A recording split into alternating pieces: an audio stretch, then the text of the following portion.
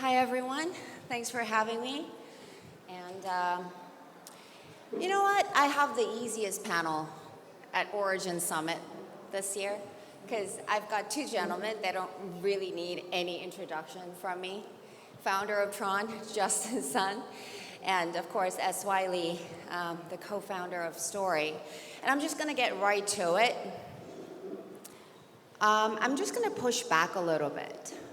This beautiful idea of tokenized finance, right? I'm going to start with you, Justin. How far do you think this thing goes? And how much of this is really out of necessity? Or is it just this crypto industry getting creative, looking for new opportunities? First of all, I think the whole crypto industry today is still under development. There's still lots of work needs to be done to, I think, fulfill its mission and to be a fully completely version. So, for example, let's take TRON as an example today. Even though lots of people is using TRON today to get stablecoin, to get access to financial services, but still, I think today people is complaining how to buy stablecoin, how to manage their accounts, or how to trade with their accounts. There's still like product is hard to use, hard to understand. You had to be a tech guy to get into crypto. Yes, hard to understand for sure. Yes. So that's why I think our work, of course, is to develop the product like every day to make easier to use, easier to understand. But still, I think it's a long way to go. How do we make sure that this industry delivers on that promise? Because you keep talking about banking the unbanked. It sounds like a beautiful idea, but how do we make sure that actually that gets done without just benefiting some tech bros, crypto guys, benefiting from that because they understood a little bit earlier and they got in on the race a little bit earlier? Yes. First of all, I think the whole crypto industry is full of new technology, right? Even myself, I need to keep learning, keep figuring out because everything is brand new. Most of the things happen in the industry comes out basically a month ago, So for myself, needs to keep learning all the time, and also I think we always want to work on, first of all, good product. So it needs to easy to understand, easy to use, and also it's about capital efficiency because everyone, when they deploy capital, trade with their money, they want to be efficient enough, right? They want cheaper transaction, instant settlement. They want higher leverage. So that's something I think we are working on to make sure like every penny on the network is fully leveraged, is fully usable, and with a good risk control too, right? Because if you take too much of the leverage, you may get liquidated or you may lose your funds. So basically, we need to balance between the capital efficiency and at the same time is good risk management. And just to address this issue of friction, because I feel like we're in this sort of transition period right now, that some people get it, some people just don't get it, some people are already there. And that's why your message has been that IP is the biggest untapped asset class. But I wonder how much of this is really the technology industry offering solutions when so many of these industries like media, they're not really ready for that. They're not willing to tokenize their IP. Are you getting any pushback, or do you feel like Oh my gosh, this industry really needs a lot more education than I initially thought. Yeah, I think there are two ways of tokenizing IP. One is actually sharing the economics. That one, I think it really depends on who you ask. So I've been already chatting to a lot of the top creators in Korea, and there's a very pent-up feeling that besides K-pop companies, that most of their IPs is just basically taken away by big streaming platforms. So I think they really, really want other ways of financing their IP, and especially now with the government legalizing and RWA, really getting behind stablecoin. Now, back in the days, obviously it's on, I mean, Justin has done an incredible job in pushing the industry forward with an insane amount of stablecoin adoption. But now I think what's great is governments like in Korea, they're actually really pushing stablecoin as a central force. And what that means is that companies like Kakao Pay, companies like Naver Pay, they are going to have stablecoin at the back end, and which means everyone has a wallet. They can instantly invest into this kind of IP, tokenized IP. So I think there is this understanding from especially a lot of content creators in Korea, besides the K-pop ones, who have been not successful in terms of protecting their IP. Okay, if I want to create my own IP instead of just relying on the global streaming platforms, I really want to figure out ways to raise financing, and the easiest way is, tokenize it in a way that so many cryptocurrency projects have actually, raised financing and actually have the tokens traded on the crypto exchanges. And Justin, I feel like this tokenized economy is really this current phase we're in now after this crypto speculation and then sort of trying to get to the next stage. And are you feeling like, okay, there are just too much narrative around this than it actually deserves? And sorry, I don't mean to downplay SY's mission here, but from where you sit, because you're not exactly sitting in that niche part of the market, do you feel that way?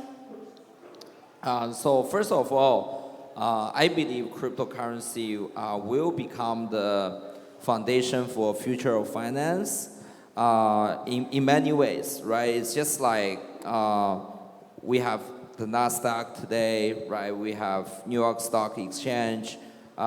It's actually finance industry is doesn't matter like which company get listed, right? Because anyone will have the need for financing. They will need to raise funds to do what they want, right? As long as they have a good business model, they can build their product on top of everything, basically. I think cryptocurrency is the same. So crypto industry is basically a finance industry, right? It's served the basic foundation for everything. No matter you are IP company, right? You can be a stablecoin company. You can be a technology company. Eventually, you will need financial services. So that's my understanding of cryptocurrency. But of course, crypto started with Bitcoin, right? With Litecoin. XRP, later on we have TRON, Solana, like BNB. But I think it's gonna grow furthermore. As long as the industries keep growing, I believe eventually every industry will embrace crypto. And I don't want to sound bearish, but I have to bring up risks. I mean, that's what I do. What could go wrong? Because we've got TRON, for example, driving so much volume of that stable coin. Tether driving so much of that volume. Is that a risk that we need to think about in any way? Yes. So for myself, I think it's two risks, to be honest. First of all is technical risk.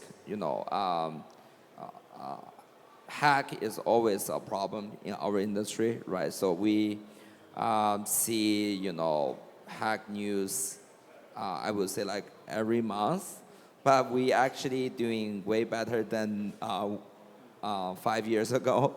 So 5 years ago, I think there's hacking everywhere, right?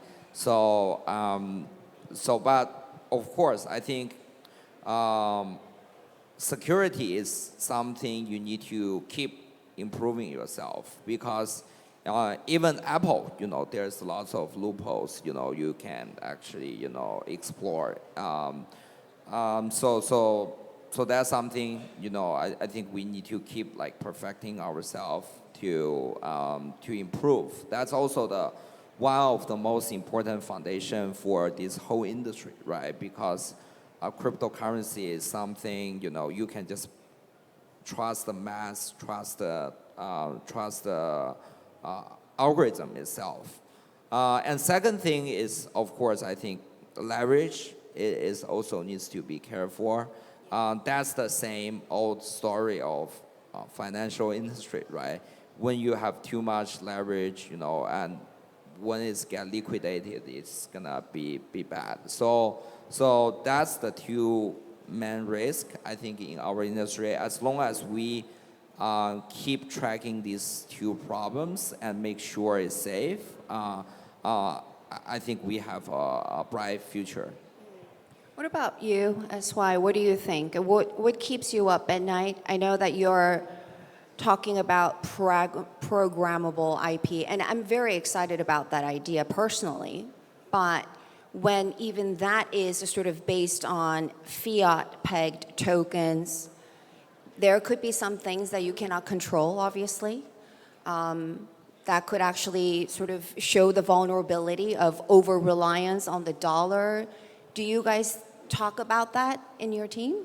Oh, no, I mean, I think, and specifically with IP tokenization, first of all, IP, there's so many aspects to IP. It can be entertainment. We also talked about Poseidon, which is dealing with real-world data. So we have bootstrapped 5 million plus audio submissions with crypto incentives. But for those things, I think what I really worry about in terms of IP tokenization working with big creators is that, I think crypto investors are really used to getting like 1,000x return or 100x return. And a lot of times, content may not deliver. And, and a lot of the creators really rely on their credibility, their brand, their fame. And, where their projects are not able to go through in a real, really successful way, they may get a lot of attack. A lot of, there's an example of in Korea where a famous, creator, I'm not going to name the name, but IPO the company, and and then IPO the company, and once that he IPO, he was probably the most beloved business person. And once he IPO, he gets attacked every day, right? So it could be a situation where other content creators, once things are getting tokenized, I mean, entrepreneurs, they can swallow the risk of all this volatility, but sometimes the content creators, IP owners are not used to that. So that's something that I worry about sometimes. Yeah. And when I was first asked to moderate this panel, it didn't really come to me right away. Like, it just didn't make sense. Justin Sun and S.Y. Lee, and then why have me on the panel? I just didn't really connect the dots. And I thought of maybe, because this week we talk a lot about IP meets tokenization. Could, Justin, TRON meet story in some way? Because you got scale. S.Y. Lee got some interesting specialization, sort of his own niche. Are you guys talking about business opportunities already? Yes. Without me knowing? Yes, of course. I think that's why we come to the summit, right? In the first place, and we did like very interested in Korea IPs, and the developments. Korea has been like one of the first country, right, to embrace like crypto, and has a very big markets. actually I learned a lot about Korean IP K-pops yesterday by seeing like all different artists and producers, right, to present their work. Even though myself is not expert on K-pop, so but I keep learning, and for myself, I think our specialties is focusing on stablecoin payments, financial infrastructure, building, and eventually, as I said, I think everybody needs financial services and the infrastructure, and we can totally see, culture plus like financial things. As we have seen, meme coin also very popular in the crypto space. I think that's definitely gonna be something we can do together. Yeah. So, I think Justin has done so much in terms of adoption with stablecoin, and I think there's so much opportunity in the intersection of IP and finance. And I mean, and there are so many different types of IP holders which is really interested in tokenization, accessing liquidity, and obviously, Justin's an expert in bootstrapping that and getting that adoption. So we're thinking about ways how we can collaborate on those. It can be co-investment, it can be business development. So we can do it together on those aspects. And also his PerpTex or other types of businesses are, not just on TRON chain. It's across many chains. And also, our protocol can not just deploy it on the IP blockchain, but also can be deployed on other chains to become the programmable IP layer for these chains. So I think there are ways to collaborate, although we have, different chains and so on. Keep me posted, promise. Okay. Let's talk about regulatory backdrop. And it's interesting because, I know we had a change of president in the US, but the regulatory environment massively changed in the US over the last, how many months has been? Like 10 months? And then now, the conversation seems to be, and correct me if I'm wrong, that regulatory backdrop for real-world asset, like the tokenization of RWA, is more embracive in Asia, in countries like Korea, Hong Kong, Singapore. Is that what's really happening on the ground? And why do you think that is? Maybe we start with Justin. Yes, so first of all, we already have the biggest RWA, right, in crypto industry is stablecoin, right? So this year, because, Circle going IPO in United States, it's really get attraction, and I think people is start to talking about, real world assets. It's basically, I think it expand the concept, right, of a stable coin, US dollars, to US government debts, to all different government debts, and to debts, and to bonds, to stocks, right, tokenized stocks, to all asset categories, right? So which I believe definitely will have lots of usage. For us, we also recently collaborate with token issuers to try to launch stocks on TRON blockchain as well. And also we are basically looking forward to launching the perpetual swap for stocks too, because I think the combination of two will be very interesting. So overall, I think RWA is a good topic, and it will have lots of adoption because our move to the blockchain for real-world assets give you liquidity, give you adoption to the world audience, and also will give you technical support for the financial infrastructure. With very low cost, right, almost zero. So that's why I think in all aspects, our RWA is a good trend, and we are looking forward to collaborate with credible issuers to do it on TRON blockchain too. What are you feeling in terms of regulators, the conversations you're having with them? Are they very open? Do you have to educate them, convince them? Yeah, I think at least, in Korea, there is a lot of, especially because of stablecoin. Stablecoin is basically tokenized dollar. It's basically the most prime example of real world asset, like Justin just pointed out. So with that as a backdrop, right? Even that's now getting instituted, right? So that's going to take a little bit of time, to be honest, in Korea, right? And then there have been OTC exchanges where you can actually trade private stocks, like Stock Plus, Seoul Exchange, which is we partner with, right? And then I think once that's, that tokenized one gets really, really in place, and I think as second largest crypto trading volume market in the world, just having the trading volume in KRW is going to be massive right away, right? And then on top of that, if you actually start integrating the back end for many of the payment companies, that's going to be big. And as now every single person has a wallet, can you have a situation not only where you're just investing in TRON or IP token, but also can you have a situation where you are investing into your favorite K-pop artist's next album, your favorite projects, and so on and so forth, very, very easily.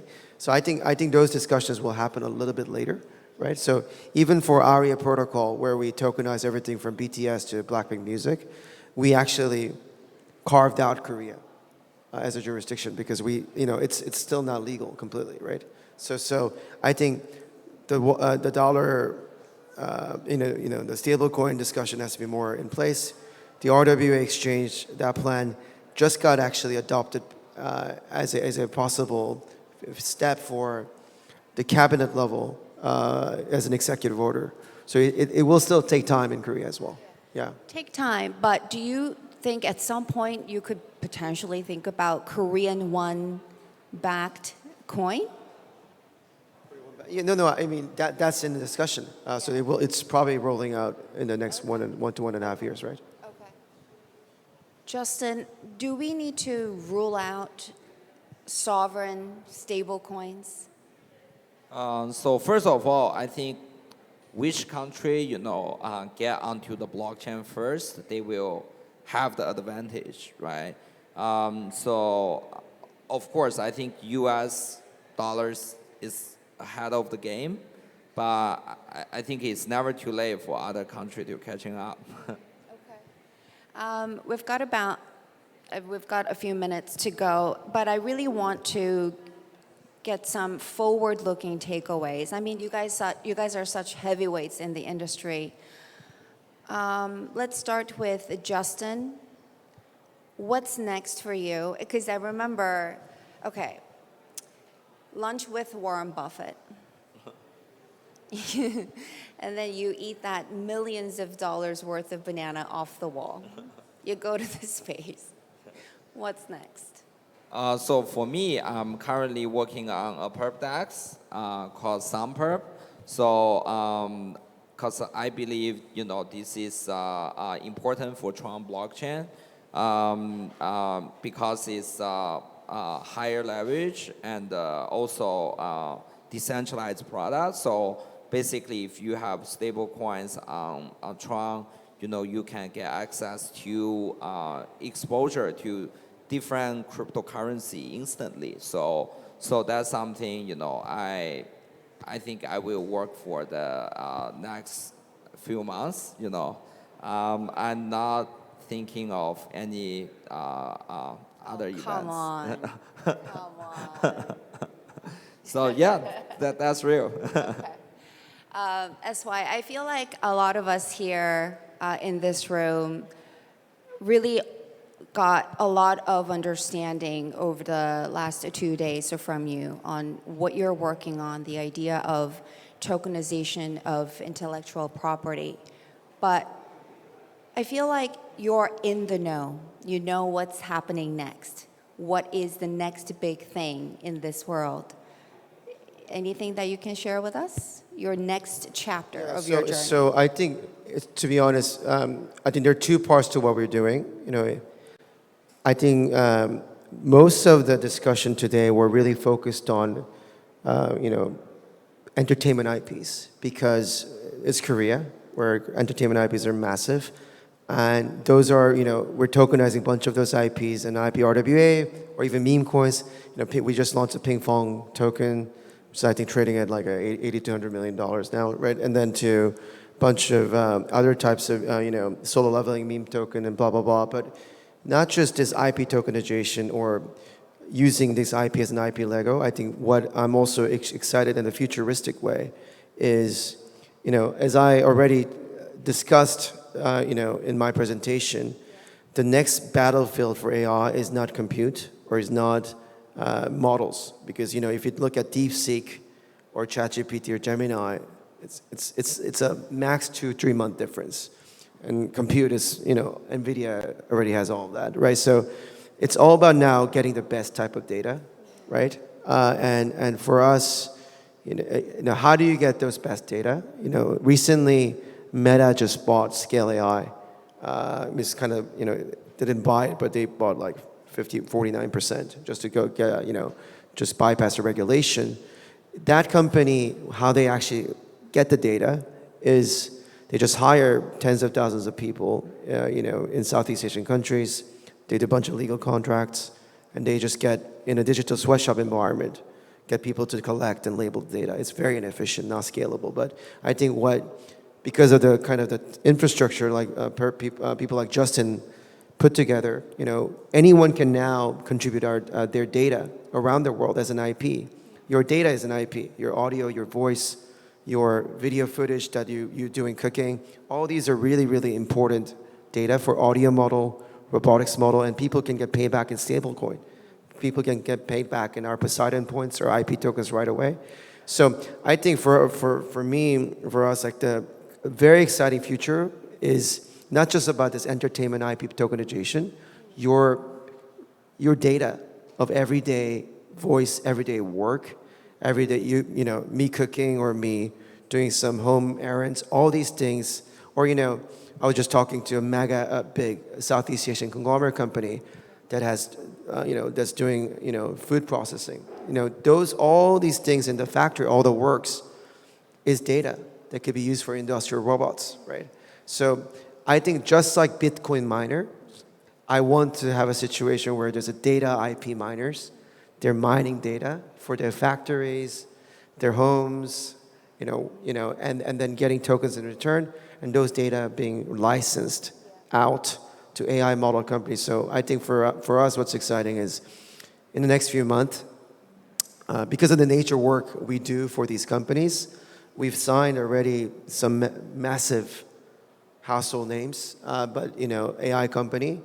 But we will hopefully be able to share them as we are actually collecting and licensing data at scale. So today was really about kind of just narrative entertainment, K-pop IPs, but IP is so large. It's your real world. Your everyday data is also an IP, right? We have a minute to go. TRON price prediction from Justin. Yeah, so first of all, we are doing good. I think in the last 3 years, despite of the markets, we keep going up. I think one of the reason is because I think we are deliver like solid work and we grow with the whole industry together. I think for this year, we deliver lots of product too. For the end of the year, we are delivering perpetual futures. I think we're gonna basically keep on building what we doing. And for the next year, we will wait and see what's the innovations comes out, and we will catch up. Thank you for having me. Thank you for that. I've got the two most storied gentlemen in this business, I would say. Thank you so much for the great conversation. Thank you. Thank you.